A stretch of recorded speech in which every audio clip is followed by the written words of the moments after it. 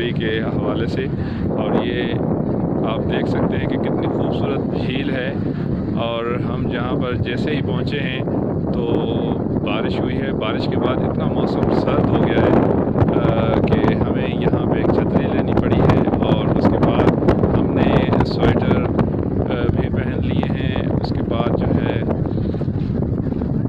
बहुत ही अच्छा मौसम है। देख सकते हैं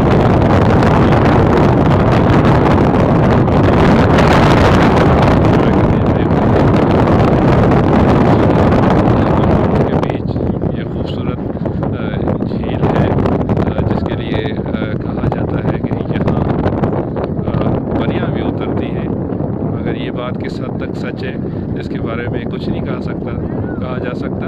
मगर झील एक ऐसी जगह पर वाक़ है कि जहाँ पहुंचकर बंदा बहुत ही सुकून महसूस करता है और इस मनाज़िर से